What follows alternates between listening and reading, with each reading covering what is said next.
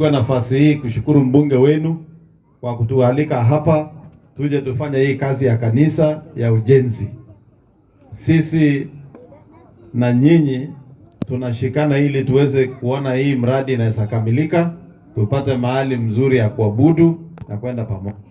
Ya pili, mimi nataka kuchukua nafasi hii kuwashukuru sana watu wa Kwale County, watu wa Pwani, watu wa hapa Maseras, kwa sababu mko na umoja ya dini tofauti tofauti.